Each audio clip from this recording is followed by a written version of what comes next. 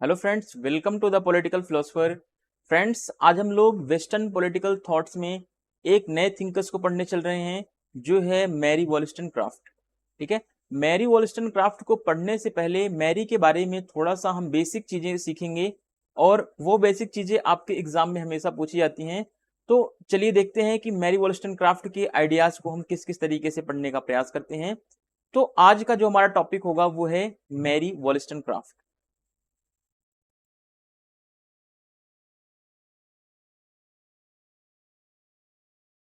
ठीक है, तो इसमें हमें पहली चीज ये समझना है कि मैरी वॉलस्टनक्राफ्ट एक लिबरल थिंकर है,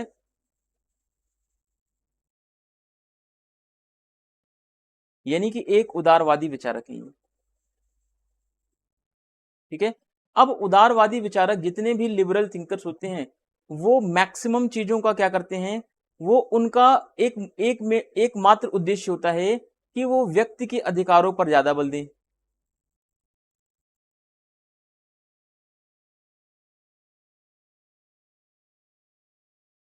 ठीक है, ये क्या करते हैं, इंडिविजुअल्स के राइट को प्रमोट करते हैं।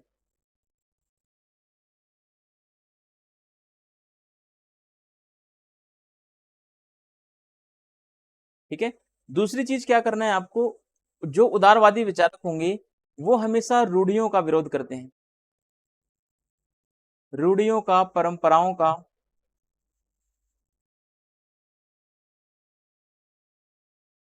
ठीक है, तो ये हमेशा क्या कहेंगे, ट्रेडिशंस का या ये कंजर्वेटिज्म का, कंजर्वेटिज्म को ये हमेशा अपोनेंट करते हैं। तो इसी कारण से इन्होंने क्या किया है, इसी कारण से इन्होंने एक ऐसा विचारक जिसको एडमंड बर्ग कहा जाता है, एडमंड बर्ग। ठीक है, एडमंड बर्ग कैसा विचारक है, रूढ़िवादी विचारक है या कह लें कंजर्वेटिज्म है, ये फादर ऑफ कंजर्वेटिज्म। ठीक है, इसको रूढ़िवाद का पिता भी कहा जाता है, एडमंड बर्ग को रूढ़िवाद का पिता कहा जाता है या कह लें कि फादर ऑफ कंजर्वेटिज्म है। तो उदारवादी विचारक है मैरी वॉलस्टनक्राफ्ट। तो उदारवादी होने के साथ साथ इन्होंने क्या किया है, रूढ़िवाद का विरोध किया है। अब रूढ़िवाद किसका समर्थन करता है, कंजर्वेटिज्म तो ट्रेडिशंस का समर्थन करता है, रिचुअल्स का करता है। ठीक है, परंपराओं का, प्रथाओं का, या अब तक जो मूल्य समाज में चले आ रहे हैं, जो वैल्यूज अब तक सोसाइटी में डेवलप होते चले आ रहे हैं, उनको ये एक्सेप्ट करता है। और ये कभी भी विज्ञान को या साइंस को, लॉजिक को, ना, कंजर्वेटिज्म कभी भी साइंस को और लॉजिक को प्रमोट नहीं करता। ये कभी भी विज्ञान में, तर्क में, इन सब चीजों में विश्वास नहीं करता। रूढ़िवादी जो होते हैं वो हमेशा नई चीजों का विरोध करते हैं। वो कहते हैं कि जो चीजें परंपरागत रूप से चली आ रही हैं, जो चीजें प्रथाओं में चली आ रही हैं, जिसको हमारे पूर्वजों ने माना है उसको हम अच्छा मानते हैं। ठीक है, ये कहते हैं जो चीज हमने आजमाया नहीं कभी, जिस चीज का हमने कभी यूज नहीं किया, वो हमारे लिए अच्छा नहीं हो सकता।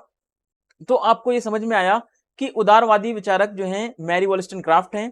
तो मैरी वॉलस्टनक्राफ्ट उदारवादी हैं, उदारवादी होने के साथ साथ इन्होंने क्या किया है, रूढ़िवाद का विरोध भी किया है। ये चीज भी आपको समझना पड़ेगा यहां पर। ठीक है, तो इन्होंने क्या किया है, रूढ़िवाद के विरोध में इन्होंने एडमंड बर्ग का विरोध किया है। फिर इन्होंने अब समर्थन किसका किया है, एक तो इन्होंने एडमंड बर्ग का विरोध किया है, दूसरा इन्होंने रूसो की आलोचना की है,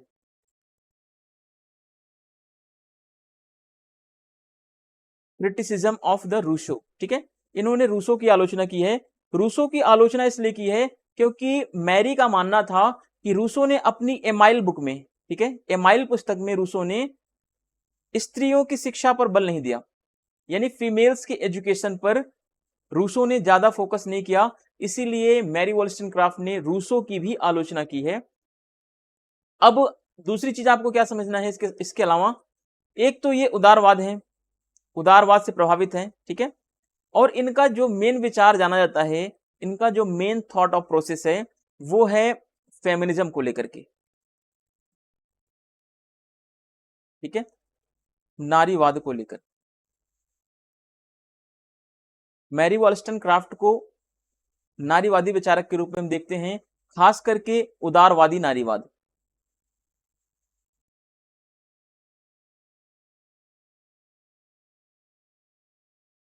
लिबरल फेमिनिज्म, ठीक है। तो इनको लिबरल फेमिनिज्म भी कहा जाता है क्योंकि इन्होंने महिलाओं के या फीमेल्स के राइट्स को लेकर के इन्होंने आवाज उठाया, और आवाज उठाने के साथ साथ इन्होंने बहुत सारी ऐसी चीजों का समर्थन भी किया जो मेल एंड फीमेल में इक्वलिटी को प्रमोट करता है, ठीक है, जो स्त्री और पुरुष की समानता को लेकर के आगे बढ़ाता है। इन्होंने कहा, पहली बात एक चीज और समझना है, इसमें स्टार बना लो आप इसको, इन्होंने पितृसत्ता का विरोध नहीं किया,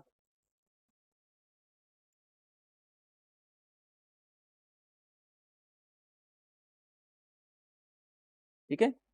उदारवादी नारीवादियों ने, जितनी भी उदारवादी नारीवाद थी, मैं वॉलस्टनक्राफ्ट की बात नहीं करता हूं, जितनी भी लिबरल फेमिनिज्म है, उन्होंने किसी ने भी पेट्रियार्की का अपोनेंट नहीं किया, पेट्रियार्की का विरोध नहीं किया। उनका बस इतना ही मानना है उदारवादी नारीवादियों का कि जितने अधिकार मेल्स को मिले हैं उतने ही अधिकार जो हैं फीमेल्स को भी मिल जाने चाहिए, ठीक है। यानी जितने राइट्स जो हैं मेल को मिले हुए हैं उतने ही राइट्स जो है फीमेल को भी मिलने चाहिए। तो इनका ये मानना था। बेसिकली इनका जो एक आइडियाज है, आप मेल फीमेल को लेकर के जो जेंडर डिस्क्रिमिनेशन है उनके ऊपर इनके विचार आपको देखने को मिलेंगे, या कह लें लैंगिक असमानता,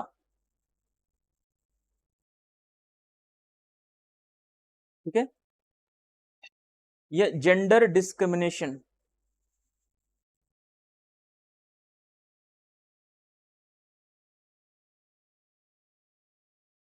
ठीक है। इन्होंने जेंडर इक्वलिटी को प्रमोट किया है, पहली बात और चीज समझना है इन्होंने, ठीक है, जेंडर इक्वलिटी,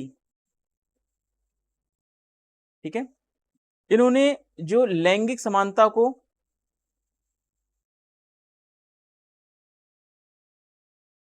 बढ़ावा दिया है।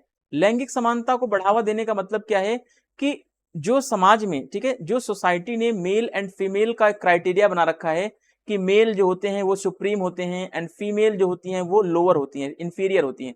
तो इन चीजों का इन्होंने क्या किया है, एक विरोध किया है। इन्होंने बोला कि मेल फीमेल सभी क्या होते हैं, सभी इक्वल होते हैं, ठीक है। तो इन्होंने जेंडर इक्वलिटी को प्रमोट किया है कि लैंगिक आधार पर समाज में भेदभाव नहीं किया चाहिए, और इन्होंने कहा कि जितने भी राइट मेल को मिलेंगे उतने ही राइट जो हैं फीमेल को भी मिलने चाहिए, ऐसी इन्होंने डिमांड की है। बाकी इन्होंने फीमेल्स के एजुकेशन पर बहुत अच्छा काम किया है, ठीक है। फीमेल के एजुकेशन, इनकी एक बुक भी है द डॉटर ऑफ एजुकेशन करके, ठीक है। तो उस पे इन्होंने बताया है कि फीमेल्स को कैसे कैसे एजुकेशन दिया जाना चाहिए। अगर फीमेल्स को एजुकेशन नहीं दिया जाएगा तो उनकी सोसाइटी में जो सिचुएशन होगी, उनकी समाज की स्थिति जो होगी वो बहुत बदतर होती चली जाएगी। इसीलिए इन्होंने जो है महिलाओं के शिक्षा का समर्थन किया है। इन्होंने कहा कि महिला को शिक्षा जरूर मिलनी चाहिए, चाहे वो महिला बेटी हो, चाहे वो महिला माँ हो, चाहे वो महिला किसी की पत्नी हो, ठीक है।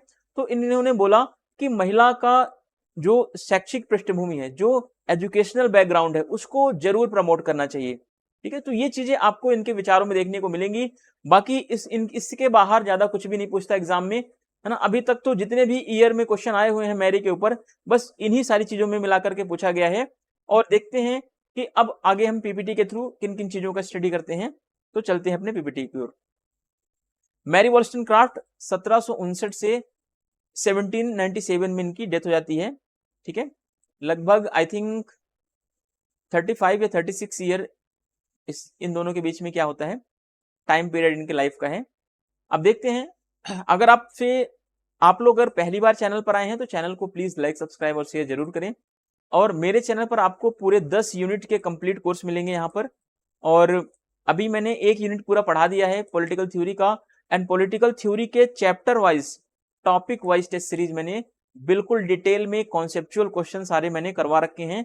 अगर आप चैनल पर नए हैं तो पहले वहां से आप स्टार्टिंग करेंगे तो सारी चीजें आपको एक एक करके सीखनी है, ठीक है। तो अब हम देखते हैं आज का हमारा जो टॉपिक है वो है मैरी वॉलस्टनक्राफ्ट के ऊपर। इनके बारे में थोड़ा सा जनरल इंट्रोडक्शन देखते हैं, क्या क्या चीजें इनके बारे में सही है और क्या चीजें काम की चीजें, ठीक है, हमारे लिए। तो नारीवादी मैरी वॉलस्टनक्राफ्ट का जन्म जो होता है वो 27 अप्रैल 1759 को लंदन में हुआ, ब्रिटेन में हुआ है, ठीक है। तो ये कॉमन चीजें हैं, आपको याद रखनी है। मैरी जो है नारीवाद की प्रथम लहर की उदार नारीवादी विचारिका हैं। तो नारीवाद में 3 लहर आई, जैसे जितनी भी लहरें आई आप 1 2 3 करके इसको मत काउंट कीजिए। अगर पहली लहर की बात करें तो यहां पे थोड़ा सा समझने का प्रयास करते हैं नारीवाद की लहर, ठीक है। वेव्स ऑफ फेमिनिज्म, है ना। आपने पॉलिटिकल थ्योरी अगर नहीं पढ़ी हुई तो वहां पे मैंने आपको सारी चीजें पढ़ा रखी है, फेमिनिज्म की क्या क्या वेव्स थी हैं, नारीवाद की क्या क्या लहरें हैं। तो पहली लहर जो थी उदारवादी नारीवाद थी, ठीक है। इसके बाद रेडिकल फेमिनिज्म आया, फिर इसके बाद जो है समाजवादी नारीवाद आया,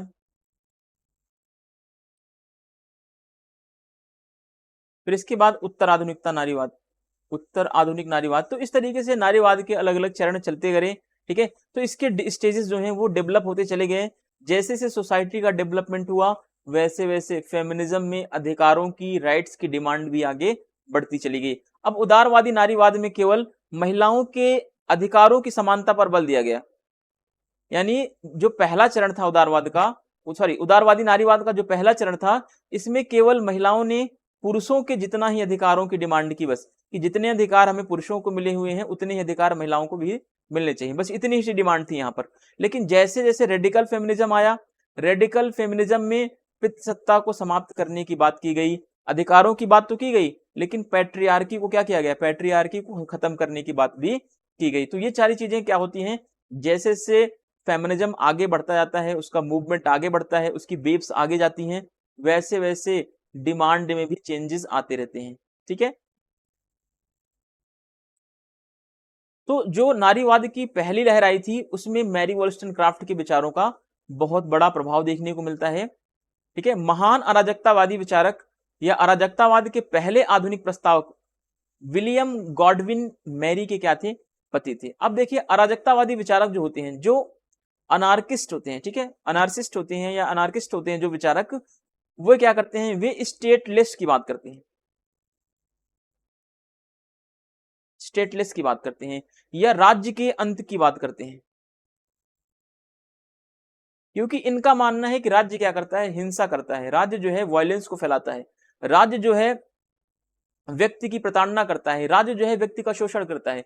तो अराजकतावादी जो है राज्य को खत्म करने की बात करते हैं, राज्य को समाप्त करने की बात करते हैं। तो ऐसे ही एक अराजकतावादी विचारक थे विलियम गॉडविन, ठीक है। तो विलियम गॉडविन की जो थी पत्नी मैरी थी, मैरी वॉलस्टनक्रॉफ्ट जो है विलियम गॉडविन की पत्नी है। यहां पर ये चीज आपको समझनी है इतनी। Feminist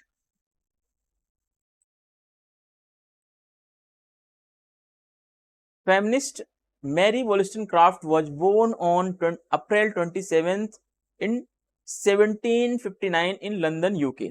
Mary is a liberal feminist thinker of the first wave of feminism. तो ये इंपॉर्टेंट है, स्टार बना लो, क्योंकि बोल्ड करके जो भी लिखा गया है वो सारी चीजें इंपॉर्टेंट है, ठीक है।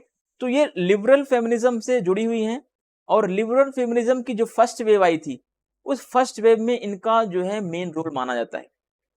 The great anarchist William Godwin, the first modern proponent of anarchism and was the Mary's husband, ठीक है। तो ये क्या थे, विलियम गॉडविन जो थे ये अनार्सिस्ट थे ये, और इनकी पत्नी का नाम था मैरी वॉलस्टनक्रॉफ्ट, ठीक है। इतना साहित्य में, और आगे देखते हैं फिर इनकी कुछ बुक्स के बारे में आगे देखेंगे फिलहाल, लेकिन अभी यहां पर समझने का प्रयास करते हैं उनकी रचना a vindication of the rights of woman जो 1792 में आई है, ठीक है।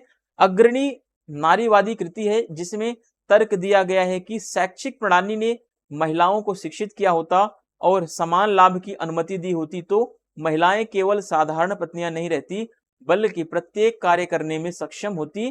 तो इन्होंने a vindication of the rights of women जो 1792 में एक किताब लिखी, और इसमें बताया कि महिलाओं की दयनीय स्थिति का कारण क्या है, शैक्षिक प्रणाली है।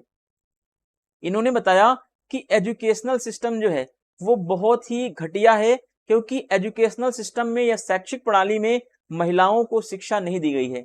अगर महिलाओं को शिक्षा दी जाती अच्छे तरीके से तो महिलाओं की स्थिति भी क्या होती, पुरुषों के जितना समान होती। इसीलिए इन्होंने vindication of the rights of women में महिलाओं के अधिकारों को उठाया और महिलाओं के अधिकारों के संदर्भ में इन्होंने बताया कि महिलाओं के प्रॉपर डेवलपमेंट न होने का कारण क्या है, एजुकेशन है। ठीक है, महिलाएं अपना विकास नहीं कर पाई। क्यों नहीं कर पाई? क्योंकि उनको अच्छी तरीके से शिक्षित नहीं किया गया या उनको शिक्षा से वंचित किया गया था। ठीक है, ये मैरी कह रही है कि अगर उनको शिक्षा अच्छे तरीके से मिलती तो वो एक अच्छी पत्नी भी बन जाती, एक अच्छी माँ भी बनती, और यहां तक कि वे अपना, महिलाएं जो हैं, अपना प्रॉपर डेवलपमेंट भी कर सकती, अपना प्रॉपर विकास भी कर लेती। तो शिक्षा प्रणाली जो है भेदभावपूर्ण है, इनका मानना है, और ऐसी शिक्षा प्रणाली का इन्होंने विरोध किया जिसमें महिलाओं को शिक्षा न देने की बात की गई हो। ठीक है, तो इसी संदर्भ में इन्होंने क्या किया था, इसी संदर्भ में इमाइल का विरोध किया था इन्होंने, जो रूसो ने लिखी थी इमाइल, जो शिक्षा पर लिखी गई थी।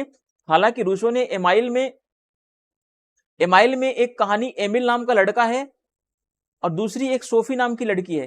ठीक है, एमाइल और सोफी की कहानी है एमाइल बुक में, जिसमें दोनों को शिक्षित करने की बात की गई है। लेकिन अब मैरी का क्या तर्क था कि उन्होंने एमाइल का विरोध किया, इसके बारे में मैंने बहुत सारा रिसर्च किया, लेकिन मुझे अभी कुछ इसके बारे में प्रॉपर ऑथेंटिक नॉलेज नहीं मिला है। ठीक है, जैसे मुझे मिलेगा कि इन्होंने किस बेस पर और आगे चल के क्या विरोध किया उनका, उसके बारे में आपको जरूर बताऊंगा किसी अन्य वीडियो में। ठीक है, हर work a vindication of the rights of women 1792 is the pioneering feminist work arguing that if the educational system educated women and allowed them equal advantages, then women would be capable of performing every task, not just simple wives. ठीक है, तो इन्होंने ये बताने का प्रयास किया है इसमें कि विंडिकेशन ऑफ द राइट्स, जो vindication of the rights of women जो बुक है, इसमें जो है एजुकेशनल सिस्टम की कमी की वजह से, है ना, एजुकेशनल सिस्टम कमी की वजह से वीमेन्स को प्रॉपर तरीके से एजुकेटेड नहीं किया गया, जिसकी वजह से वे उतनी कैपेबल नहीं है कि वो अच्छे तरीके से चीजों को परफॉर्म कर पाएं या वो अच्छे तरीके से चीजों को आगे बढ़ा पाएं या अपना प्रॉपर डेवलपमेंट कर पाएं। ठीक है, आगे देखते हैं। मैरी ने राष्ट्रीय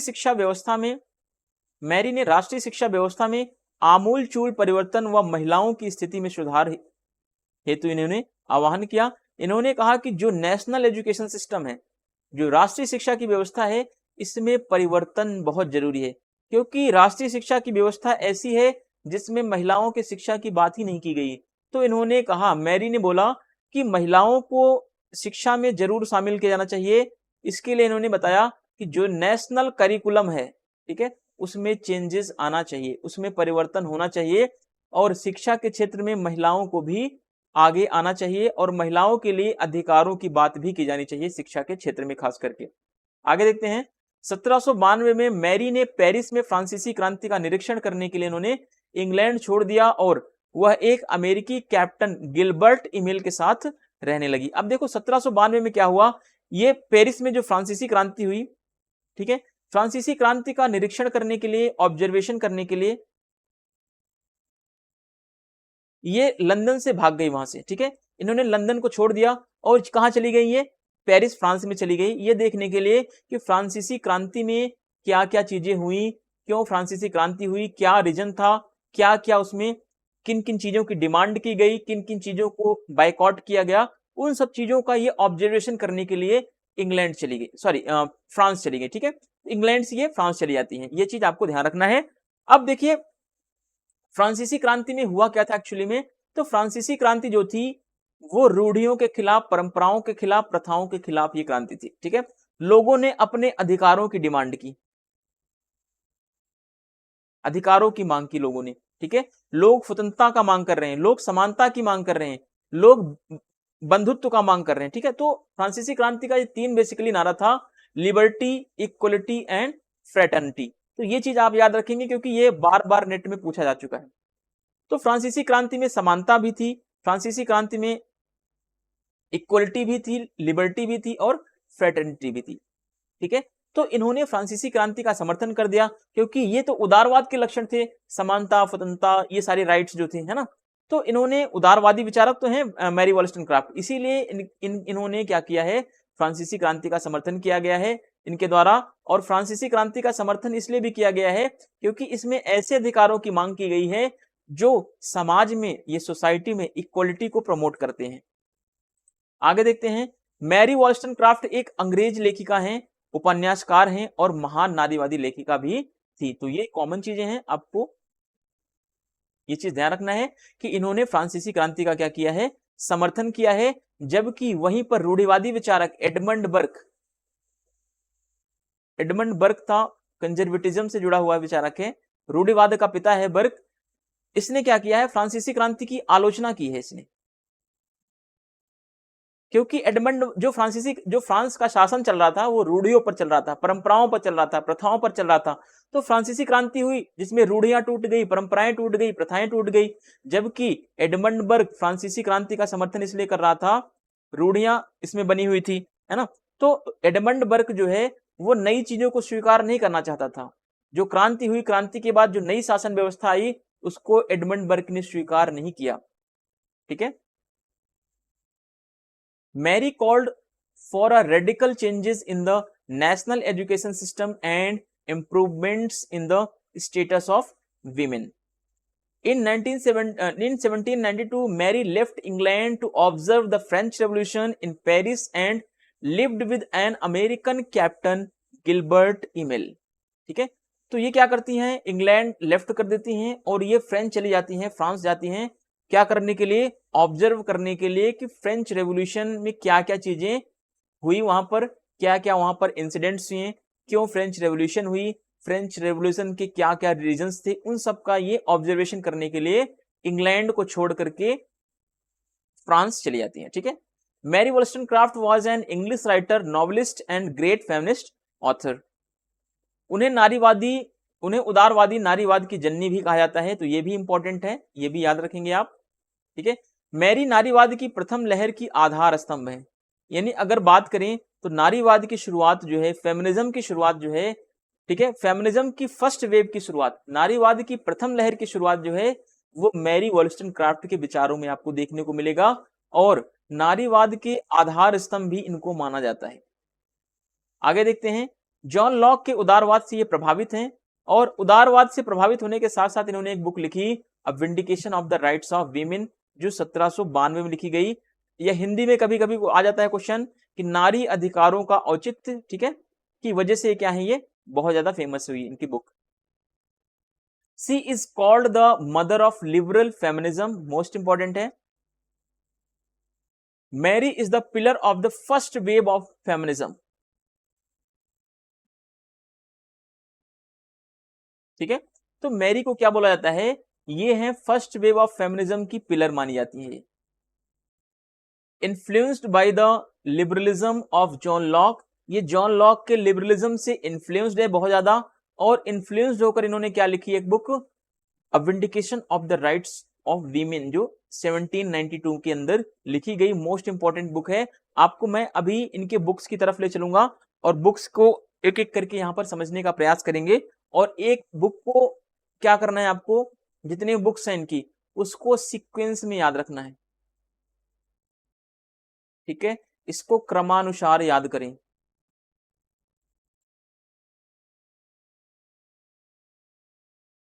क्योंकि सीक्वेंस में ही एग्जाम में क्वेश्चन पूछता है। ठीक है, जो जब ये सिलेबस अपडेट होके आया था 2018 में, चेंजेस हुए थे सिलेबस में, तो उस टाइम डायरेक्टली क्वेश्चन पूछ लिया जाता था vindication of the rights of women किसकी बुक है। तो ऐसे डायरेक्टली क्वेश्चन अभी भी ऐसे ही क्वेश्चन आते हैं। मैरी के बारे में बहुत ज्यादा डीप में क्वेश्चन नहीं पूछता, क्योंकि इनका जो टॉपिक है बहुत छोटा सा टॉपिक है ना, इनका इतना कोई बहुत बड़ा थ्योरी नहीं है। ये बेसिकली उदारवाद से, लिबरलिज्म से जुड़ी हुई हैं और फेमिनिज्म के आइडियाज को इन्होंने थोड़ा सा आगे बढ़ाया है, और इन्होंने विमेन्स या डॉटर्स के ऊपर जो एजुकेशन की बात की है, यही इनके बेसिक कॉन्सेप्ट हैं। बाकी इनके ऊपर बहुत ज्यादा कॉन्सेप्ट आपको देखने को नहीं मिलेगा। ठीक है, तो ये देखते हैं इनकी फर्स्ट बुक क्या है, thoughts on the education of daughter, जो इनकी पहली बुक थी। ठीक है, जो 1787 में लिखी गई। फिर मैरी अ फिक्शन, जो 1788 में लिखी गई। Original stories from the real life, जो 1788 में लिखी गई। A vindication of the rights of man. ठीक है, अब ये चीज मुझे याद नहीं थी, ये मैंने कभी नहीं पढ़ा था। A vindication of the rights of man भी इनकी कोई बुक है, ये नेट के पेपर में पूछा गया, आई थिंक 2022 के पेपर में, है ना। मैं उस पेपर में बैठा था, तो मुझे ये नहीं पता था कि a vindication of the rights of man भी इनकी बुक है। मुझे वीमेन वाली बस पता थी, है ना। तो उस वजह से मेरा ये क्वेश्चन गलत हो गया था, तो प्लीज आप लोग ये गलती ना करें।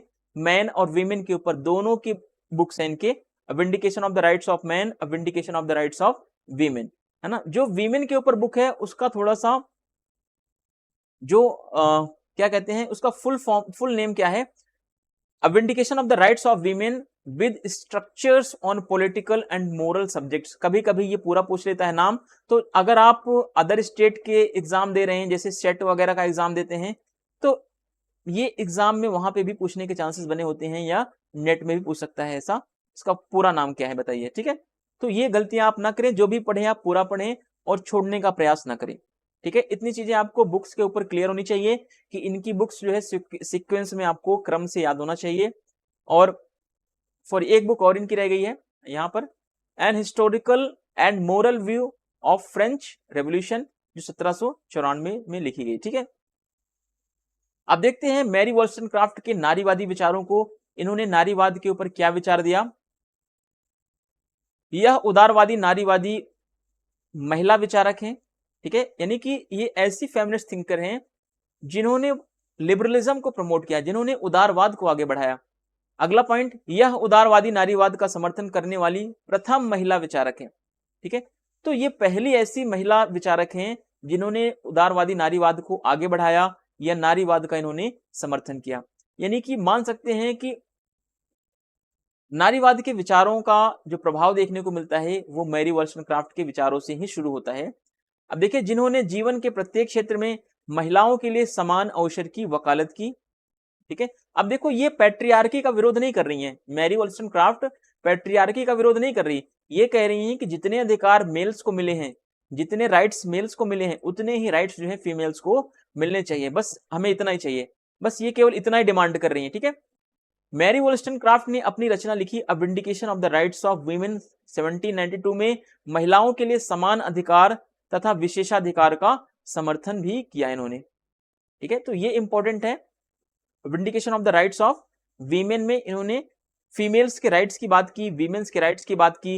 इन्होंने बताया कि वीमेन्स को भी उतने ही राइट्स मिलने चाहिए जितने राइट्स मेल को मिले हुए हैं, ठीक है। यहां पर ये चीजें आपको क्लियर करके रखनी है, कोई बहुत बड़ा टॉपिक नहीं है, बहुत ज्यादा डिफिकल्ट टॉपिक नहीं है, आप आसानी से इसको समझ सकते हैं। She is a liberal feminist female thinker, ठीक है। She is the first female thinker to support liberal feminism, ये पहली ऐसी फीमेल थिंकर है जिन्होंने लिबरल फेमिनिज्म को सपोर्ट किया है। She advocated equal opportunity for women and every spheres of the life. इन्होंने बोला कि इन्होंने इस चीज की वकालत की कि प्रत्येक क्षेत्र में, एवरी स्फीयर्स में, है ना, हर फील्ड में, चाहे वो जीवन का फील्ड हो चाहे कोई सा फील्ड हो, उसमें विमेन्स को इक्वल अपॉर्चुनिटी मिलनी चाहिए, है ना। जब तक फीमेल्स को इक्वल अपॉर्चुनिटी नहीं मिलेगी तब तक वो अपना डेवलपमेंट नहीं कर पाएंगी। Mary Wollstonecraft supported the equal rights and privileges for women in her work a vindication of the rights of women 1792।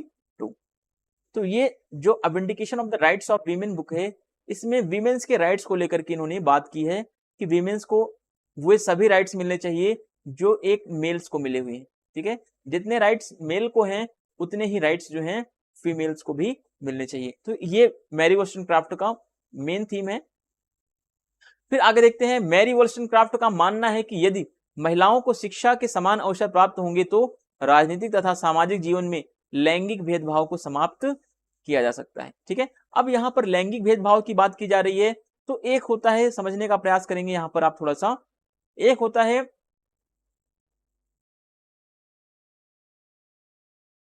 लैंगिक भेदभाव।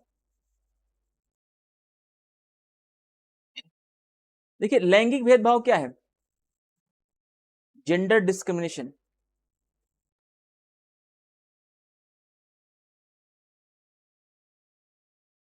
जेंडर डिस्क्रिमिनेशन को किसने क्रिएट किया है, इट इज सोशली कंस्ट्रक्टेड, ठीक है, यह समाज के द्वारा निर्मित होता है।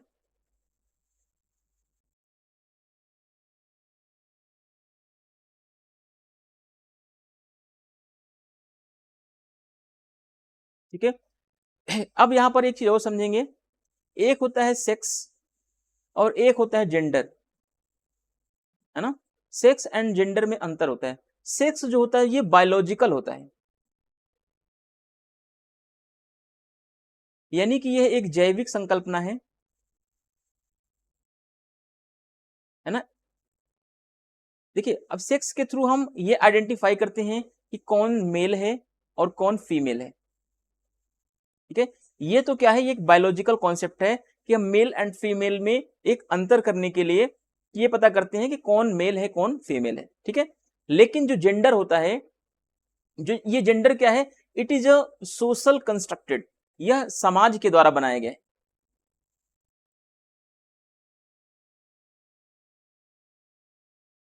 ठीक है। यह समाज के द्वारा बनाया गया है और इसमें यह माना जाता है कि मेल क्या होते हैं, मेल इज अ सुपीरियर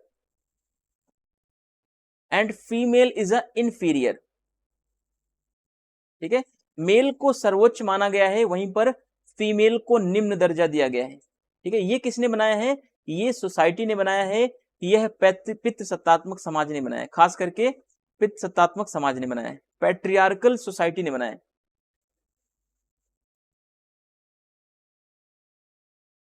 पितृ सत्तात्मक समाज ने बनाया इसको, ठीक है। तो जेंडर जो है वो सोशल कंस्ट्रक्टेड है, जबकि सेक्स क्या होता है, ये बायोलॉजिकल है। इसको एक ये बाई बर्थ मिलता है हमें, ठीक है। ये मेल एंड फीमेल के आइडेंटिफिकेशन में हमें हेल्प करता है, जबकि जेंडर क्या करता है, जेंडर जो है सोसाइटी में डिस्क्रिमिनेशन को फैलाता है। तो ये चीज हमें थोड़ा सा क्लियर करके आगे बढ़ना है। चलिए आगे देखते हैं। मैरी वॉलस्टोनक्राफ्ट का मानना है कि यदि महिलाओं को शिक्षा के समान अवसर दिए जाएं, ठीक है, महिलाओं को शिक्षा के समान अवसर दिए जाएं, तो राजनीतिक तथा सामाजिक क्षेत्र में जो लैंगिक भेदभाव है उसको समाप्त कर सकते हैं। जो जेंडर डिस्क्रिमिनेशन बनाया गया है सोसाइटी के द्वारा, वो हम शिक्षा के द्वारा समाप्त कर सकते हैं, ठीक है। फिर आगे मैरी वॉलस्टोनक्राफ्ट का मानना है कि समाज में पितृसत्तात्मक व्यवस्था का अस्तित्व महिलाओं की सहन शक्ति पर निर्भर है, जो नारीवादी आदर्शों के साथ चली आ रही है। तो मैरी वॉलस्टोनक्राफ्ट कह रही है कि जो पेट्रियार्कल सोसाइटी समाज में बनी हुई है, क्यों बनी हुई है, क्योंकि महिलाओं के अंदर सहन शक्ति पाई जाती है। अगर महिलाएं चीजों को सह रही हैं, उसको वो बियरेबल कर रही हैं, है ना, अगर महिलाएं उन चीजों को सहना छोड़ दें, ठीक है, तो पितृसत्ता भी अपने आप क्या हो जाएगा, समाप्त हो जाएगा। महिलाएं चीजों को सहती हुई चली आ रही हैं, जो पुरुष कहता है वो महिला बात मान लेती है, जिसकी वजह से क्या बना हुआ है, जिसकी वजह से पैट्रियार्कल सोसाइटी बनी हुई है, जिसकी वजह से पितृसत्ता बनी हुई है। जिस दिन महिला पुरुषों के आदेशों का विरोध करने लगेगी, उस दिन क्या होगा, उसी दिन पैट्रियार्कल सोसाइटी खत्म हो जाएगी, पितृसत्तात्मक समाज खत्म हो जाएगा और समाज से शोषण का अंत भी हो जाएगा, ठीक है। तो जब तक ये पैट्रियार्कल सोसाइटी बनी रहेगी तब तक शोषण होता रहेगा, ये चीज आप ध्यान के रखेंगे, ठीक है। आगे देखते हैं। Mary Wollstonecraft believes that if women get equal opportunities for education, the gender discrimination in political and social life can be eliminated, ठीक है। तो इन्होंने बताया कि अगर एजुकेशन जो है, दोनों को, वीमेन्स को अगर इक्वल एजुकेशन मिलेगा, इक्वल एजुकेशन की अपॉर्चुनिटी मिलेगी, तो सोसाइटी में जो जेंडर डिस्क्रिमिनेशन बना है, चाहे वो पॉलिटिकल सेक्टर में हो चाहे वो सोशल लाइफ में हो, दोनों एलिमिनेट हो जाएंगे, दोनों ही समाप्त हो जाएंगे, ठीक है। Mary Wollstonecraft believes that the existence of the patriarchal system in a society depends on the endurance of women which is continuing with the feminist ideas। तो इन्होंने बताया कि जो सोसाइटी में पैट्रियार्कल सोसाइटी का जो एग्जिस्टेंस बना हुआ है, क्यों बना हुआ है, क्योंकि वीमेन्स जो है उसको एंड्योरेंस कर रही हैं। जिस दिन वीमेन्स इसका ओपोनेंट करना स्टार्ट कर देंगी, उस दिन से जो है पैट्रियार्कल सोसाइटी जो है खत्म हो जाएगी। ये चीज आप ध्यान में रखेंगे। आगे देखते हैं। मैरी वॉलस्टोनक्राफ्ट का मानना है कि व्यक्ति का महत्व उसकी प्रतिभा, योग्यता और चरित्र के आधार पर होना चाहिए, ठीक है। व्यक्ति में इन्होंने मेल और फीमेल दोनों को माना है, मेल एंड फीमेल को, ठीक है। तो मैरी वॉलस्टोनक्राफ्ट ने बोला कि किसी भी इंडिविजुअल्स की पहचान उसकी क्वालिटी, उसकी एबिलिटी और उसके कैरेक्टर से की जानी चाहिए। ऐसा नहीं होना चाहिए कि आपने पहले से ही कोई धारणा बना रखी है कि महिलाएं जो होती हैं वो कमजोर होती हैं, ठीक है, और पुरुष जो होते हैं वो शक्तिशाली होते हैं, है ना। तो शक्तिशाली और कमजोर का निर्धारण उसकी योग्यता से होना चाहिए, ठीक है, उसकी एबिलिटी से होना चाहिए, उसके टैलेंट से होना चाहिए। उसके कैरेक्टर से होना चाहिए, ना कि आप मेल और फीमेल के आधार पर ये पता करें कि इसके अंदर ज्यादा पावर है, इसके अंदर कम पावर है। ठीक है, तो मैरी का मानना है कि किसी भी व्यक्ति का अगर पहचान करना हो तो उसके क्वालिटीज से करो उसी। ऐसा नहीं कि मेल है तो इसके पास ज्यादा क्वालिटीज हैं, फीमेल है तो इसके पास कम होगी, ऐसा नहीं होना चाहिए, है ना। उदारवादी नारीवादी विचारक मूल रूप से सुधारवादी हैं। ठीक है, अब उदारवाद के बारे में ये मोस्ट इंपॉर्टेंट है। ठीक है, उदारवादी नारीवादी विचारक कैसी हैं, ये मूलतः समाज सुधार पर बल देती हैं। ठीक है, इन्होंने समाज में सुधार पर बल दिया। सुधार ऐसा कि जैसे पुरुषों को अधिकार मिले हुए हैं ठीक वैसे ही महिलाओं को अधिकार मिल जाए, यही इतना सुधार होना चाहिए समाज में। ठीक है, लेकिन इन्होंने पितृ सत्तात्मक समाज का विरोध नहीं किया। इन्होंने ये नहीं कहा कि पैट्रियार्की को खत्म कर दो, ठीक है, पितृ सत्ता को खत्म कर दो। इन्होंने ये कहा बस कि हमें पुरुषों के जितना ही अधिकार दे दो, बस इतना ही समाज में सुधार कर दो, बाकी चीजें धीरे धीरे आगे चलती जाएंगी। तो आगे वाले जो आगे नारीवाद के विचारक आएंगे वो अपनी अलग डिमांड करेंगे। फिलहाल अभी हम क्या कह रहे हैं कि हमें अभी समाज में थोड़ी बहुत सुधार दे दो। सुधार का मतलब है कि थोड़े बहुत अधिकार हमें भी मिलने चाहिए। अतः वे स्त्री पुरुष समानता के क्या हैं, समर्थक है। यानी जितने अधिकार पुरुषों को मिले हुए हैं उतने ही अधिकार जो हैं महिलाओं को मिलने चाहिए, ऐसा उदारवादी नारीवाद का मानना है। ठीक है, उदारवादी नारीवादी विचारक पितृसत्तात्मक सत्ता को बदलना नहीं चाहते। ये इंपॉर्टेंट है, यहां से आपको समझना है। अब आप सोचेंगे कि नारीवादी विचारक तो जितनी भी होती है वो पेट्रियार्की का विरोध करती है, तो नहीं। ठीक है, आपको रेडिकल फेमिनिज्म आगे देखने को मिलेगा, उन्होंने पेट्रियार्कल सोसाइटी का विरोध किया है, लेकिन उदारवादी नारीवादियों ने पितृसत्तात्मक समाज को बदलना नहीं चाह रही है। ये कह रहे हैं कि पितृसत्तात्मक समाज बना रहे, ठीक है, कोई हमें दिक्कत नहीं है, लेकिन हमें भी उतना ही अधिकार दे दो जितना कि पुरुषों को या मेल्स को मिले हुए हैं। ठीक है, तो बस इतनी सी डिमांड है इनकी। बाकी ये जैसा समाज चल रहा है, पुरुषों की प्रधानता है समाज में, मेल का डोमिनेंस बना हुआ है, चाहे वो मेल डोमिनेंस सोसाइटी हो, जैसी भी सोसाइटी हो, इनको मंजूर है, बट इनको इक्वल राइट मिलना चाहिए। जितना जितना राइट मेल को है उतना ही फीमेल को मिलना चाहिए। ये ऐसी बातें कर रही है। ठीक है, उम्मीद करता हूं चीजें क्लियर हो रही होंगी आपको। Mary Wollstonecraft believes that the importance of a person should be based on his talent, ability and character. इन्होंने कहा कि किसी भी पर्सन की, है ना, आइडेंटिटी होनी चाहिए किस बेस पर, उसके टैलेंट से, उसकी एबिलिटी से एंड उसके कैरेक्टर से, ना कि इससे कि वह मेल है वह फीमेल है। ठीक है, मेल फीमेल के आधार पर आप किसी को आइडेंटिफाई मत करो, किसी को आप प्रायोरिटी मत दो, बल्कि आप उसके टैलेंट के बेस पर आप उसको प्रायोरिटी दो। Liberal feminist thinker are basically reformist, तो ये भी इंपॉर्टेंट है, क्योंकि जितने भी लिबरल थिंकर्स हैं वो हमेशा सोसाइटी में रिफॉर्म पर बल देते हैं। ठीक है, so they are supporter of gender equality, इसीलिए इन्होंने क्या किया है, ये लिबरल है, लिबरल थिंकर ने जेंडर इक्वलिटी पर फोकस किया है ज्यादा। Liberal feminist thinker did not want to change the power of patriarchal society. ठीक है, तो लिबरल थिंकर कभी भी ये नहीं चाहते कि सोसाइटी में जो पैट्रियार्कल पावर बना है वो खत्म हो जाए, बल्कि ये चाह रही हैं कि जितने राइट्स जो है मेल को मिले हुए हैं, सेम इक्वल राइट्स जो है फीमेल को मिल जाए, पैट्रियार्कल सोसाइटी बनी रहे। ठीक है, पैट्रियार्कल सोसाइटी बनी रहे, हमें कोई दिक्कत नहीं है, लेकिन राइट जो है मेल एंड फीमेल दोनों को इक्वल मिल जाए, बस इतना ही लिबरल फेमिनिज्म का मांग है। बस ठीक है, इतना ही क्लियर होना चाहिए आपको। आगे देखते हैं, उदारवादी नारीवाद के समर्थक जो हैं वो लैंगिक समानता के समर्थक हैं, यानी जेंडर इक्वलिटी को प्रमोट करते हैं। ये कहते हैं स्त्री और पुरुष के आधार पर कोई भेदभाव नहीं होना चाहिए, महिला और पुरुष के नाम पर कोई भेदभाव नहीं होना चाहिए। ठीक है, आगे देखते हैं, उदारवादी नारीवाद स्त्री पुरुष समानता के क्या है, समर्थक हैं। आई थिंक ये रिपीटेशन हुआ है।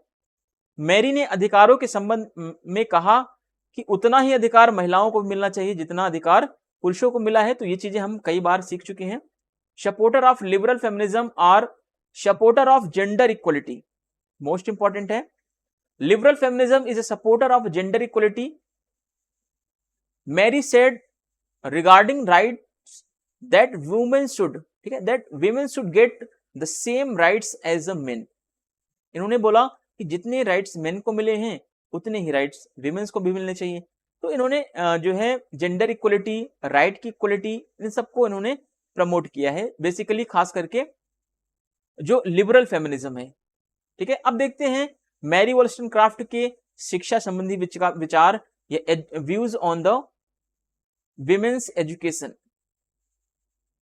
मैरी वॉलस्टनक्राफ्ट ने अपनी प्रसिद्ध रचना thoughts on education of daughters जो 1787 में लिखी, इसमें शिक्षा संबंधी विचार को इन्होंने प्रस्तुत किया।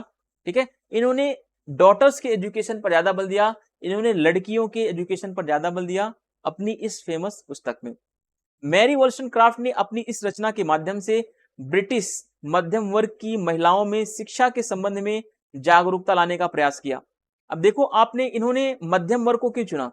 इन्होंने ब्रिटिश में जो मिडिल क्लास की महिलाएं हैं, ठीक है, ब्रिटेन में जो मध्यम वर्ग की महिलाएं हैं, इनके संबंध में इन्होंने कहा कि शिक्षा की जागरूकता जो है मध्यम वर्ग की महिलाओं में भी होना चाहिए और मध्यम वर्ग की महिलाओं के द्वारा भी जागरूकता फैलाई जानी चाहिए। क्योंकि देखिए, एक होता है अपर क्लास, एक होता है मिडिल क्लास, एक होता है लोअर क्लास। तो जो मिडिल क्लास होता है वो अपर क्लास से भी जुड़ा हुआ होता है, वो लोअर क्लास से भी जुड़ा हुआ होता है। तो मिडिल क्लास जो है वो एजुकेशन को लोअर क्लास में भी फैला सकता है, ठीक है, लेकिन अपर क्लास का कनेक्शन जो है लोअर क्लास से बहुत कम होता है और लोअर क्लास का कनेक्शन जो है डायरेक्टली अपर क्लास से नहीं होता है ना। लोअर क्लास बहुत ज्यादा जाएगा तो मिडिल क्लास तक, और मिडिल क्लास के बंदे जो है वो लोअर क्लास में आ सकते हैं, मिडिल क्लास के बंदे अपर क्लास को भी कनेक्ट करते हैं। तो इन्होंने कहा कि जो मध्यम वर्ग की ब्रिटेन की जो मध्यम वर्ग की महिलाएं हैं, इनमें शिक्षा का संबंध या इनमें शिक्षा का प्रचार प्रसार करना चाहिए, इनमें जागरूकता लाने का प्रयास करना चाहिए, जिससे कि समाज के सभी वर्गों को कनेक्ट किया जा सके। ठीक है, तो ये चीज आपको ध्यान रखना है। Mary Wollstonecraft presented her views on education in her famous work thoughts on education of a daughters, जो 1787 में इन्होंने लिखा। Through this work Mary Wollstonecraft tried to create awareness about education among British middle class women. ठीक है, इन्होंने British middle class को target किया कि ब्रिटिश मिडिल क्लास में क्या करना चाहिए, हमें शिक्षा का जागरूकता लाना चाहिए या उनके अंदर अवेयरनेस लाना चाहिए। अगर वे अवेयर हो गई तो वो लोअर क्लास को भी प्रमोट कर पाएंगी और वे अवेयर हो गई तो मिडिल अपर क्लास को भी ये प्रमोट कर पाएंगी एजुकेशन के थ्रू। ठीक है, तो ये चीजें उन्होंने मिडिल क्लास को ही चुना, क्योंकि आपने देखा होगा कि अभी तक जो यूरोप में क्रांतियां हुई हैं, चाहे वो पुनर्जागरण हो, चाहे वो धर्म सुधार आंदोलन हो, उसमें मध्यम वर्ग का, मिडिल क्लास का बहुत बड़ा योगदान रहा है। ठीक है, तो यूरोप में जो आधुनिकवाद आया उसमें मध्यम वर्ग का बहुत बड़ा योगदान है। यूरोप में जो धर्म सुधार आंदोलन हुआ, चाहे उसमें आप देखेंगे, चाहे उसमें रेनेशा आया हो, चाहे धर्म सुधार आंदोलन आया हो, चाहे पुनर्जागरण आया हो, जो भी चीजें आई हो उसमें आपको मिडिल क्लास का रोल बहुत ज्यादा देखने को मिलेगा। ठीक है, अब देखिए, किंतु इस पुस्तक को वास्तविक महत्व उस समय मिला या उस समय प्राप्त हुआ जब 1970 के दशक में ब्रिटेन में नारीवादी आंदोलन की शुरुआत हुई। ठीक है, इन्होंने बुक कब लिख दिया? इन्होंने बुक लिख दिया 1787 में। ठीक है, बुक कब लिखा इन्होंने? 1887 में बुक लिखा। ठीक है, 1787, सॉरी करेक्ट कर लीजिए, 1787 में। ठीक है, 1787 में इन्होंने बुक लिखा। और अब देखिए, इस बुक का इंपॉर्टेंस कब जाके मिल रहा है? लगभग 100 सालों के बाद, 100 क्या 200 सालों के बाद इस बुक को इंपॉर्टेंस मिल रहा है। ठीक है, लगभग 200 ईयर्स के बाद इस बुक का मेन इंपॉर्टेंस दिखाई दे रहा है। जब दिखाई दिया, जब ब्रिटेन में क्या हुआ? ब्रिटेन में नारीवादी आंदोलन की शुरुआत हुई। ठीक है, अब 1960 और 70 का दशक ऐसा माना जाता है जब नारीवाद की आंदोलन की शुरुआत होती है ब्रिटेन से। मैरी वॉलस्टनक्राफ्ट ने महिलाओं को शिक्षित करने की बहुत ज्यादा वकालत किया, क्योंकि उनका मानना था कि जब प्रत्येक महिला शिक्षित होगी तभी वह एक सत्तात्मक समाज में बराबरी का स्थान प्राप्त कर सकेगी। यानी कि शिक्षा के द्वारा ही, इन्होंने बताया, मैरी वॉलस्टनक्राफ्ट ने कहा कि महिलाओं को शिक्षित करना बहुत जरूरी है। क्यों? क्योंकि इन्होंने कहा शिक्षा के द्वारा ही महिला जो है अपने इक्वल राइट की डिमांड कर सकती है। महिला को समान अधिकार समाज में तभी मिलेगा जब वह शिक्षित होगी। ठीक है, अगर महिला शिक्षित नहीं होगी तो उसे समाज में समान अधिकार नहीं मिलेगा, इसीलिए इन्होंने शिक्षा पर ज्यादा फोकस किया। ठीक है, but this book gained the real importance when the feminist movement started in Britain in the 1970s Mary Wollstonecraft strongly advocates in educating women because she believed that only when every woman is educated she will be able to achieve an equal position in the patriarchal society। ठीक है, तो इन्होंने कहा कि जब तक women's को proper educate नहीं किया जाएगा तब तक वो उनके अंदर ना तो पोटेंशियल आएगी ना ही उनके अंदर डेवलपमेंट हो पाएगा। जब उनको प्रॉपर तरीके से एजुकेटेड कर दिया जाएगा विमेन्स को, तब वे अपने राइट्स को, अपने इक्वल राइट्स की डिमांड कर पाएंगी और एजुकेशन के थ्रू ही उनको इक्वल राइट मिल पाएगी, ऐसा मैरी वॉलस्टनक्राफ्ट का मानना है। ठीक है, इसीलिए इन्होंने स्ट्रांगली जो है एजुकेशन को प्रमोट किया है। मैरी वॉलस्टनक्राफ्ट अमेरिकी क्रांति, अमेरिका में क्रांति जो हुई है वो 1776 में, और फ्रांस की क्रांति कब हुई? 1789 में। अब आपके सामने एक थोड़ा सा टास्क है कि इन दोनों क्रांति का क्या स्लोगन था। ठीक है, फ्रेंच रेवोल्यूशन का क्या स्लोगन था और अमेरिकन रेवोल्यूशन का क्या स्लोगन था, यानी कि क्या नारा दिया गया दोनों क्रांति में। ठीक है, दोनों क्रांतियां उदारवाद से प्रभावित हैं, दोनों क्रांतियों पर जो है उदारवाद का प्रभाव देखने को मिलेगा। मैरी वॉलस्टनक्राफ्ट का मानना था कि महिलाएं पुरुषों की संपत्ति के रूप में देखी जाती हैं। मैरी ने माना कि जो महिला होती हैं वो पुरुष की संपत्ति के रूप में देखी जाती हैं। जैसे समाज में पुरुषों का पूरा वर्चस्व बना हुआ है, चाहे वो राजनीति के क्षेत्र में हो, चाहे समाज के क्षेत्र में हो, चाहे किसी भी क्षेत्र में हो। ठीक है, तो जब पुरुषों का पूरे समाज पर वर्चस्व है तो महिलाओं के ऊपर भी पुरुषों का वर्चस्व बना हुआ है। महिला क्या है? पुरुष की संपत्ति के रूप में समझी जाती है। ठीक है, तो ये जो है मैरी वॉलस्टनक्राफ्ट का मानना है। इमा गोल्ड्समैन ने मैरी को स्त्री जाति का क्या बोला है? अग्रदूत कहा है। इन्होंने, इमा गोल्ड्समैन ने बोला कि मैरी वॉलस्टनक्राफ्ट क्या है? नारी जाति की अग्रदूत है। अग्रदूत का मतलब पायनियर या भगवान कह सकते हैं, कि इन्होंने महिलाओं के अधिकारों की बात उठाई, इतनी बड़ी बात बोल रही है। ठीक है, इमा गोल्ड्समैन ने। Mary Wollstonecraft was influenced by the American revolution and the French revolution 1789 and 1776. Mary Wollstonecraft believed that women were seen as a property of men. ठीक है, मैरी का बिलीव था कि विमेन्स को क्या देखा, विमेन्स को जो है मेन की प्रॉपर्टी के रूप में देखा जाता है। इसीलिए ये तब तक देखा जाता रहेगा जब तक विमेन्स को इक्वल राइट नहीं मिलेगा। विमेन्स को इक्वल राइट कब मिलेगा? जब विमेन्स को एजुकेशन प्रॉपर तरीके से मिलना स्टार्ट हो जाएगा। मैरी ने बताया कि विमेन्स को अगर प्रॉपर एजुकेशन मिलेगा तभी जो है इनको जो है प्रॉपर राइट्स भी मिलेंगे, इक्वल राइट्स भी मिलेंगे, और ये प्रॉपर्टी के रूप में नहीं देखी जाएंगी। ठीक है, Emma Goldsman has called Mary a pioneer of the female race. तो ये चीज आपको क्लियर रखनी है। कैरोल पैटमैन, इनकी बुक है पार्टिसिपेशन एंड डेमोक्रेटिक थ्योरी।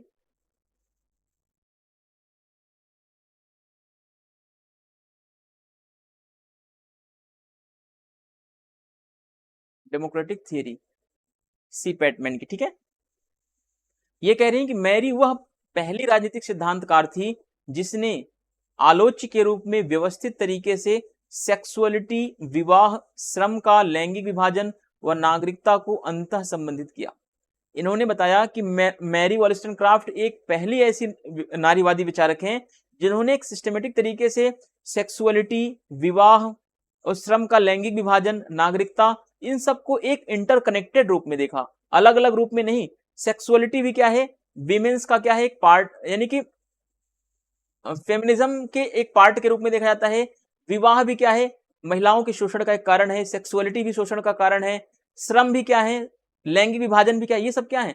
ये सब फेमिनिज्म के पार्ट्स हैं और फेमिनिज्म के शोषण के अलग अलग तरीके हैं। ठीक है, लैंगिक विभाजन के माध्यम से महिलाओं का शोषण होता है, सेक्सुअलिटी के माध्यम से शोषण होता है, विवाह के माध्यम से, श्रम के माध्यम से, नागरिकता के माध्यम से। यानी आपको देखने को मिलेगा कि महिलाओं को नागरिकता भी नहीं मिलती किसी किसी देश में, आपको देखने को मिलेगा। ठीक है, आप अरस्तु के आइडियाज को ले लें, अरस्तु ने महिलाओं को नागरिक नहीं माना था, है ना। तो कैरोल पैटमैन कह रही हैं कि मैरी वॉलस्टनक्राफ्ट एक ऐसी पहली विचारक हैं जिन्होंने सिस्टमेटिक तरीके से सेक्सुअलिटी को, मैरिज को, है ना, लेबर को, या जेंडर डिस्क्रिमिनेशन को, सारी चीजों को एक एक करके इन्होंने एक दूसरे से कनेक्ट किया और ये बताया कि ये एक दूसरे के क्या है? सभी शोषण के कारण है। जब तक ये सारी चीजें खत्म नहीं होंगी तब तक विमेन्स को प्रॉपर राइट्स नहीं मिलेंगे। कैरोल पैटमैन कह रहे हैं कि Mary was the first political theorist to systematically critically interrelate sexuality, marriage, the sexual division of labor and citizenship। ठीक है, ये आपको स्टेटमेंट याद रखने हैं, कैरोल पैटमैन का है।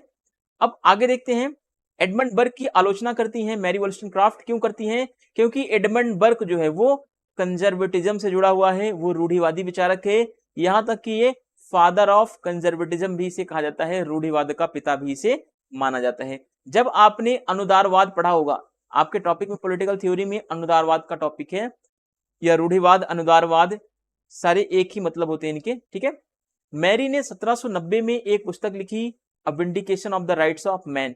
यह पुस्तक रूढ़िवादी ब्रिटिश दार्शनिक एडमंड बर्ग की पुस्तक reflections on the revolution in France 1790 के प्रतिक्रिया स्वरूप लिखी गई।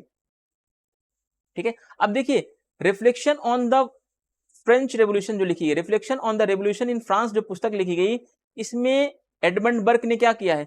फ्रांसीसी क्रांति की आलोचना की है, फ्रांसीसी क्रांति की आलोचना की है। अब फ्रांसीसी क्रांति कब हुई? 1789 में, 1789 में हुई, और इन्होंने एक साल बाद ये बुक लिख दी। ठीक है, 1789 में क्रांति हुई फ्रांस में, और 1790 में इन्होंने reflection on the revolution in France पुस्तक लिख दी, जिसमें इन्होंने एडमंड बर्ग ने क्या कर दिया? फ्रांसीसी क्रांति की आलोचना कर दी। जब एडमंड बर्ग ने फ्रांसीसी क्रांति की आलोचना की अपनी इस पुस्तक में, तो इसी पुस्तक के विरोध में इन्होंने क्या लिख दिया? मैरी वॉल्स्टनक्राफ्ट ने a vindication of the rights of man लिख दिया। ठीक है, ये चीज आपको क्लियर करना है। जो चीजें आपको ना समझ में आए प्लीज आप कमेंट जरूर छोड़ दीजिएगा, कमेंट करिएगा, तभी मैं उसको दोबारा से क्लियर करा पाऊंगा आपको। ठीक है, अब एक आसान भाषा में समझने का प्रयास करते हैं। A vindication of the rights of man Mary Wollstonecraft की बुक है, जिसमें इन्होंने क्या किया है? जिसमें इन्होंने एडमंड बर्ग की पुस्तक reflection on the revolution in France का विरोध किया गया है। ठीक है, अब इस पुस्तक में क्या किया गया है? इस पुस्तक में फ्रांसीसी क्रांति का समर्थन किया गया है ना, और महिलाओं के अधिकारों या पुरुषों के अधिकारों की बात की गई कि पुरुष को या मेल्स को क्या क्या राइट्स मिले हुए सोसाइटी में। और इस पुस्तक में क्या किया गया है? Reflections on the revolution in France में फ्रांसीसी क्रांति की आलोचना की गई है। ठीक है, तो ये चीजें आपको रखनी है याद। आगे देखते हैं, Mary wrote a book in 1790 a vindication of the rights of man. This book was written in response to the book reflection on the revolution in France 1790 by conservative British philosopher Edmund Burke. ठीक है, तो ये British conservative thinker है, तो इस चीज को भी आप ध्यान रखेंगे। अब देखिए एडमंड बर्ग ने 1789 की फ्रांसीसी क्रांति की क्या कर दी थी? आलोचना की थी। क्यों किया था? क्योंकि जो फ्रांसीसी क्रांति, जो फ्रांस में शासन चल रहा था, वो रूढ़ियों के आधार पर चल रहा था, परंपराओं के आधार पर चल रहा था।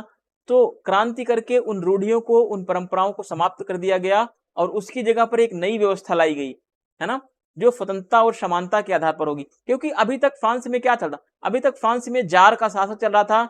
जो फ्रांस में समाज जो था वो डिवाइड था अलग अलग तरीके से, एक अपर क्लास था, एक लोअर क्लास था, ऐसे करके क्लास का डिवीजन था, जो कि समाज में असमानता का कारण बना हुआ था। तो इसी समाज में असमानता को दूर करने के लिए फ्रांस में क्या हुई? क्रांति हुई। ठीक है, लेकिन एडमंड बर्ग ने इस फ्रांसीसी क्रांति की आलोचना कर दी। क्यों? क्योंकि एडमंड बर्ग जो है वो असमानता का समर्थक है, रूढ़िवादियों का समर्थन कर रहा है, और समाज में कह रहा है एडमंड बर्ग जो परंपराएं आज से चली आ रही हैं सदियों से, उस परंपरा का विरोध नहीं करना चाहिए। ठीक है, लेकिन फ्रांसीसी क्रांति में उसका विरोध कर दिया गया, तो इसीलिए फ्रांसीसी क्रांति का इसने समर्थन नहीं किया बल्कि आलोचना की, तथा अपनी पुस्तक में संवैधानिक राजतंत्र, कुलीन तंत्र व इंग्लैंड के चर्च का समर्थन किया। ठीक है, इसने कहा कि कुलीन तंत्र अच्छा है, राजतंत्र अच्छा है ना, तो इस चर्च का समर्थन कर रहा है ये। तो ये सारी चीजें क्या है? ये सारी चीजें जो हैं समाज में डिस्क्रिमिनेशन को बढ़ाती हैं, समाज में असमानता को बढ़ाती हैं। तो रूढ़िवादी जो है, समाज में अगर असमानता है तो रूढ़िवादी समाज में असमानता को बनाए रखने के समर्थक है। लेकिन जो उदारवादी होते हैं वो समाज में सभी व्यक्ति को इक्वल मानते हैं, है ना, एवरी मैन और every individual is equal. Mary ने एडमंड बर्ग की आलोचना करते हुए फ्रांसीसी क्रांति का क्या किया है? समर्थन किया है। क्योंकि फ्रांसीसी क्रांति में नारा दिया गया था स्वतंत्रता, समानता और बंधुत्व का। ठीक है, अब यहाँ पर पहले क्या था, फ्रांस में लोगों को स्वतंत्रता नहीं थी, लोगों के अंदर समानता नहीं थी। जो अपर क्लास के लोग थे उनको उनके पास अलग लिबर्टी थी, जो अदर स्टेट के थे लोग, जो लोअर क्लास के थे उनके पास अलग लिबर्टी थी। तो लिबर्टी में भी इक्वलिटी नहीं थी। ठीक है, ये चीजें, इन चीजों के कारण क्या हुआ, फ्रांस में क्रांति हुई। अब आप लोग रटते हैं कि फ्रांस की क्रांति में इस राजा को हटाकर उस राजा को बैठाया गया, उस राजा को हटाकर इस राजा को बैठाया गया। अरे बैठाया किस लिए गया, ये तो समझो। बैठाने का मेन उद्देश्य क्या था, लिबर्टी लाना, इक्वलिटी लाना, है ना, ये चीज था। आप लोग क्या करते हो, रटते हो सारी चीजों को, नहीं इस राजा को हटा करके उसकी जगह ये बैठा दिया गया, उस राजा को हटाकर उसकी जगह ये बैठा दिया गया। ये सब बेकार की बातें हैं। बैठाने हटाने का उद्देश्य क्या था, स्वतंत्रता और समानता की प्राप्ति, वही जो आपने लिबर्टी और इक्वलिटी चैप्टर पढ़ा है। ठीक है, चलिए, Edmund Burke criticized the French Revolution of 1789 and supported constitutional monarchy, aristocracy and the Church of England in his book. Mary supported the French Revolution while criticizing Edmund Burke. ठीक है, इन्होंने Edmund Burke की आलोचना करते हुए क्या किया है, फ्रेंच रेवोल्यूशन का सपोर्ट कर दिया है। आगे देखते हैं, बर्ग के विपरीत मैरी ने गणतंत्र, ठीक है, अब एडमंड बर्ग के विपरीत मैरी ने क्या बोला, गणतंत्र का इन्होंने रिपब्लिकन का सपोर्ट किया, समानता का किया और उग्र परिवर्तनों का समर्थन किया। जबकि रूढ़िवादी परिवर्तन का समर्थन नहीं करते, रूढ़िवादी जो है परिवर्तन का विरोध करते हैं, ये बात ध्यान रखना। जो रूढ़िवादी है, जो परंपरावादी है, जो कंजर्वेटिज्म है, वो कभी भी चेंजेस को सपोर्ट नहीं देते, वे हमेशा परिवर्तन का विरोध करेंगे। वहीं पर जो उदारवादी होते हैं वे परिवर्तन का समर्थन करते हैं, वे चेंजेस को सपोर्ट करते हैं। उदारवादी विचारक थॉमस पेन व मैरी ने एडमंड बर्ग को क्या बोला, अतीत की एक शानदार लेकिन गुमराह आवाज के रूप में चित्रित किया। ठीक है, थॉमस पेन भी उदारवादी विचारक है, मैरी भी उदारवादी विचारक है। ठीक है, तो इन दोनों ने मिलकर के एडमंड बर्ग को क्या बोल दिया, अतीत की एक शानदार लेकिन यह गुमराह आवाज के रूप में चित्रित किया है। आपको जेपी शूद आप पढ़ेंगे ना, जेपी शूद में वो सारी चीजें आपको मिल जाएंगी, या आप कुछ चीजों का सहारा लेने के लिए आप विकिपीडिया का सहारा ले सकते हैं। विकिपीडिया में आपको मोस्टली चीजें, आपको वहां से भी बहुत सारी चीजें आपको मिल जाएंगी। जब मैं पीपीटी बनाता हूं तो विकिपीडिया का भी थोड़ा बहुत हेल्प लेता हूं, जो चीजें बुक्स में नहीं मिल पाती हैं वो चीजों को मैं ऐड करता हूं वहां से। ठीक है, तो आपको नेट पे बहुत सारी चीजें अवेलेबल मिल जाती हैं। Unlike Edmund Burke, Mary supported and republic, equality and radical changes. ठीक है, liberal thinkers Thomas Paine and Mary portrayed Burke as a brilliant but misguided voice of the past. ये कुछ आपको कोटेशंस हैं जिनको याद रखना है, बहुत ज्यादा आपको पैनिक नहीं होना है। ठीक है, अब देखते हैं रूसो की आलोचना इन्होंने क्या की है, रूसो के विचारों की आलोचना इन्होंने क्यों की है।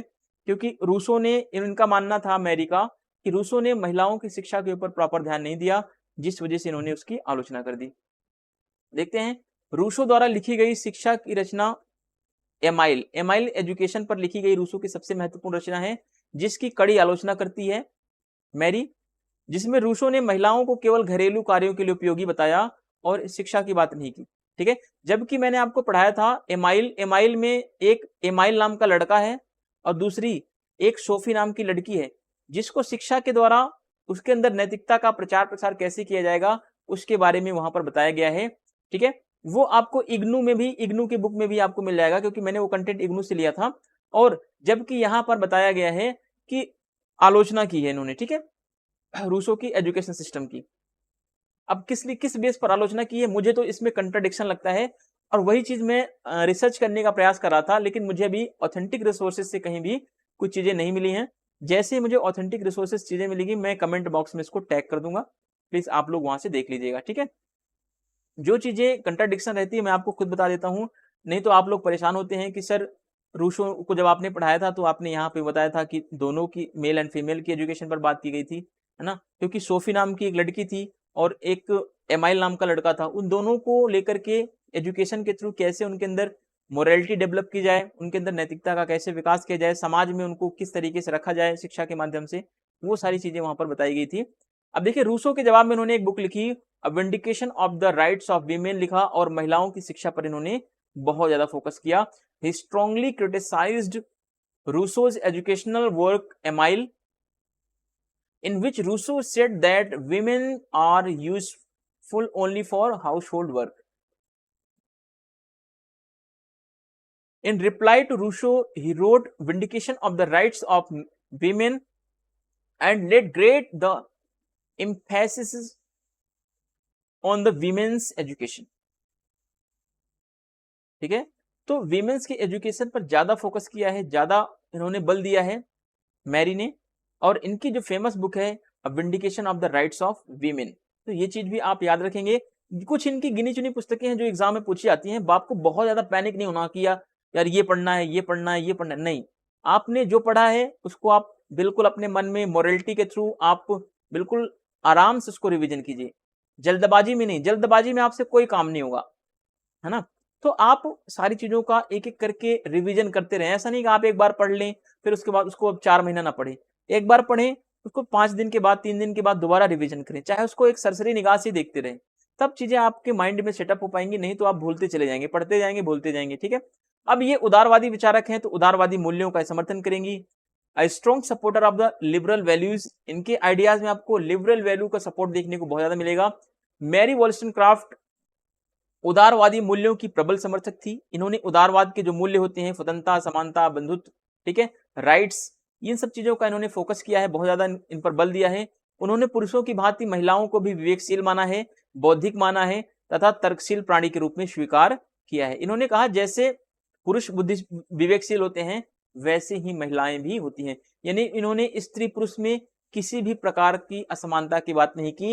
इन्होंने कहा जितने जितने एबिलिटीज, जितनी क्षमताएं पुरुषों के अंदर होती हैं उतनी ही क्षमताएं महिलाओं के अंदर भी होती हैं, ये मैरी का मानना है। मैरी वॉलस्टनक्राफ्ट का मानना था कि महिलाओं को भी पुरुषों के समान समाज में अधिकार और स्वतंत्रता प्राप्त होनी चाहिए। तो ये एक सीधी सी बात है, उदारवादी नारीवाद है। तो ये उदारवादी नारीवादी होने के कारण इन्होंने जो है सत्ता का विरोध तो नहीं किया, लेकिन इन्होंने कहा कि जितने अधिकार पुरुषों को मिले हैं भैया उतने ही अधिकार महिलाओं को भी दे दिया जाए, तब जो है समाज में समानता आ जाएगी और इससे ज्यादा हमें कुछ नहीं चाहिए। ठीक है, हाँ वो बात अलग है कि जब रेडिकल फेमिनिज्म आएगा तो वो सिस्टरहुड सोसाइटी की बात करेगा, पुरुषों को हटाने की बात करेगा, समाज में एक सिस्टरहुड सोसाइटी क्रिएट करने की बात करता है, वहां पर भगिनी समाज जिसे कहते हैं। ठीक है, और वहां तक यहाँ तक कि जो रेडिकल फेमिनिज्म है वो ये भी कहता है कि हमें पुरुषों से विवाह ही नहीं करना चाहिए महिलाओं को। लेकिन लिबरल फेमिनिज्म जो है ये सब वो चीजें नहीं कहता। उदारवादी नारीवाद बस यही कहता है हम विवाह हुआ सब करेंगे भाई, सब कुछ करेंगे, परिवार की देखरेख भी करेंगे, लेकिन जितने अधिकार मेल को हैं उतने ही अधिकार हमें फीमेल्स को भी दे दो, बस बात खत्म, हमें यार कोई झगड़ा नहीं, लड़ाई आपसे। ठीक है, Mary Wollstonecraft was a strong supporter of the liberal values. She accepted women as a rational, intellectual and logical being like a man. ठीक है, इन्होंने एक्सेप्ट किया कि वीमेन्स भी कैसी होती हैं, रैशनल होती हैं, इंटेलेक्चुअल हैं और लॉजिकल हैं, जैसे कि मैन होते हैं। Mary Wollstonecraft believed that women should have the same rights and freedom in society as a men. Mary Wollstonecraft ने बिलीव किया कि विमेन्स को भी उतना ही राइट्स मिलना चाहिए, जितने वैसे ही सेम राइट्स मिलने चाहिए जैसे कि सोसाइटी में मेन को मिले हुए हैं। ठीक है, ये चीज आप ध्यान रखेंगे, मेल एंड फीमेल के राइट को लेकर के इन्होंने बहुत ज्यादा फोकस किया है। तो अब आज का हमारा लास्ट पेज, या अब देखो मैरी वॉलस्टनक्राफ्ट कह रही है कि सोसाइटी में बदलाव कैसे आएगा, मेल फीमेल को इक्वल राइट कैसे मिलेंगे। तो इन्होंने कहा यह बदलाव जो है शिक्षा रूपी अमूल्य निधि के माध्यम से ही संभव होगा। अब यहां से क्वेश्चन बन सकता है कि मैरी वॉलस्टनक्राफ्ट ने समाज में, सोसाइटी में चेंजेस लाने के लिए इन्होंने एजुकेशन पर फोकस किया है, शिक्षा पर बल दिया है, तो क्या गलत बात है? बिल्कुल सही बात है। ठीक है, तो महिला के जीवन में बदलाव लाने के लिए, समाज में परिवर्तन लाने के लिए इन्होंने कहा कि समाज में परिवर्तन जो है शिक्षा के द्वारा ही लाया जा सकता है। यद्यपि मैरी वॉलस्टनक्राफ्ट ने विवाह को वैधानिक वेश्यावृत्ति भी इन्होंने कह दिया था। इन्होंने बताया कि प्रोस्टिट्यूशन क्या होता है, एक जो वेश्यावृत्ति जो होती है उसको, उसमें महिलाओं की प्रताड़ना होती है, महिलाओं का शोषण होता है। तो उसी तरीके से विवाह भी क्या है, एक शोषण को या एक महिलाओं को क्या कर देता है, एक मैरिज एक महिलाओं के शोषण का एक वैलिडिटी प्रदान कर देता है या वैधानिकता प्रदान कर देता है समाज में। ठीक है, जिससे कि महिलाओं का शोषण होता रहता है। तो इन्होंने ये कुछ स्टेटमेंट है, तो इसको आप याद रखेंगे। फिर भी वह विवाह और परिवार रूपी संस्था को बनाए रखने की समर्थक थी। देखो इन्होंने बताया कि विवाह को वैधानिक वेश्यावृत्ति कहा, लेकिन इन्होंने विवाह का विरोध नहीं किया, परिवार का विरोध नहीं किया। ठीक है, आगे चल के जब रेडिकल फेमिनिज्म आएगा, जब उग्र नारीवाद आएगा, तो वो विवाह का भी विरोध करेगा, परिवार का भी विरोध करेगा। ठीक है, जिसमें आपको कैट मिलेट और शिमोन द बुआ ऐसे थिंकर्स मिलेंगे जो रेडिकल फेमिनिज्म, सुलामित फायरस्टोन, वो सब थिंकर्स ऐसे आएंगे जब आपको देखने को वहां पे मिलेगा रेडिकल फेमिनिज्म में। ठीक है, मैरी वॉल्सनक्राफ्ट ने विवाह और परिवार रूपी संस्था को बनाए रखते हुए महिलाओं की शिक्षा और स्वायत्तता पर या स्वायत्तता का प्रबल समर्थन इन्होंने किया है। इन्होंने कहा कि विवाह और परिवार ठीक है, कोई बात नहीं है, चल जाएगा, बट महिलाओं को एजुकेशन दो, एजुकेशन के साथ साथ महिलाओं को इक्वल राइट्स भी दो। ठीक है, क्योंकि एजुकेशन ही है जो समाज में परिवर्तन ला सकता है।